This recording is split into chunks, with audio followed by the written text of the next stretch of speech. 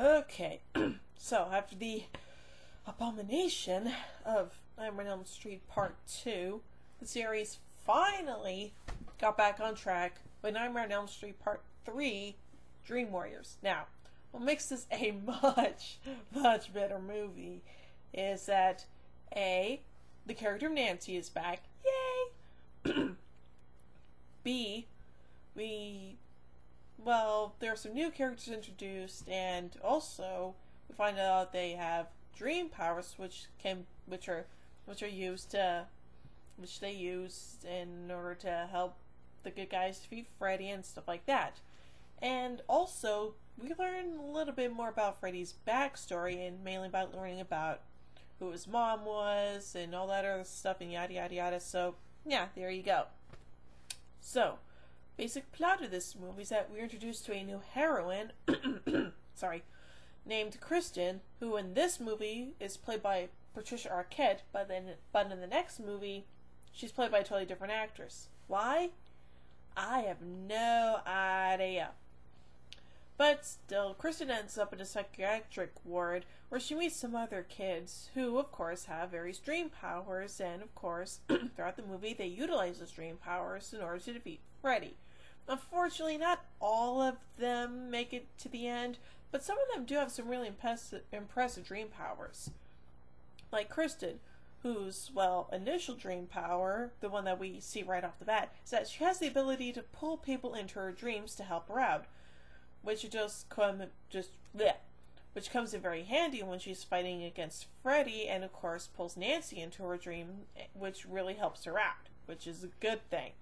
Also, Kristen is very agile as well, realizing the skills of a gymnast, which is very nice, and I like that. And of course, I guess some of the ones like super strength and being able to walk and stuff like that, and yada yada yada, that's all fine and well. Or, fine and, whatever. But to me, the one dream power that I just don't understand is that of Joey, who in the real world is mute, but once he finds out what his dream power is, basically his dream power is that he can talk, and stuff like that. But the weird thing is, if that's his dream power, now is Joey able to talk in real life in the next movie? Nah, I don't know. I guess being mute is something you can get over. I guess being mute is something that eventually wears off eventually, but I just don't get it. Seriously, I just don't get it. So anywho, aside from Nancy coming back, we also have the return of her dad, played once again by John Saxon, and of course, as always, Robert Englund back as Freddy, obviously. And here's what we learn about Freddy in this movie. See, Freddy's mom, Amanda Kruger, was a nun who apparently got locked in with some maniacs one night in the asylum, and of course got raped by them. And of course, there were 100 of those guys, so basically, Freddy is, in fact, the bastard son of 100 maniacs. Wow. That's kind of sad, really. I mean, think about that. Freddy's own mom got raped by 100 crazy people, and because of all that, Freddy was born. Now I'm starting to know why Freddy's just that much of a bad guy. I mean, just think about that for a minute. His mom got raped by 100 maniacs. That's kind of tragic, don't you think? Huh. I mean, that is really sad for someone to go through. I mean, think about it. That's just really awful. And I can't believe that something like that would happen to a woman like that. I mean, just try to wrap your brains around that.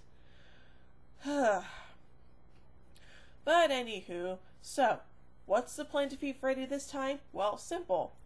Find his remains and put him to rest. Seems like a pretty simple idea, right? Well, that is until Freddy's remains actually come alive in a very good stop-motion action scene. Let me tell you that much. I mean, that is just right up there with Ray Harryhausen. It's just perfect. But unfortunately, things don't go so well as, Nancy's dad kicks the bucket, and that's sad. And also Nancy does too, which I was really not looking forward to. When I saw this thing, I was like, what? Nancy's gonna die in this movie? No! But, oh well then, what are you gonna do? So anywho, but still, with all that said, this movie is definitely the best one from the entire franchise. I mean, seriously, Wes Craven working on this movie, thank God he did. Oh boy. And also, the kills in this movie are actually very nice, and I like it. And also, Freddy has some really good lines, too. Especially when he kills the one girl who wants to be on TV, and he says, "Welcome to prime time, bitch!" Love that part. But still, I really do enjoy this movie, and I highly recommend you highly recommend you skip over part 2, just go straight to this movie, because really, you're going to enjoy it a hell of a lot more than you would than watching part 2. Trust me, part 2 sucks. But this movie is awesome! So, yeah, there you go. And also, the Dawkins song that they played during the end credits, genius! I mean, seriously, think about it. And also, you can find the music video on YouTube if you're curious. So, yeah, Nightmare on Elm Street Part 3, Dream Warriors, the best movie in the entire franchise. Definitely check it out.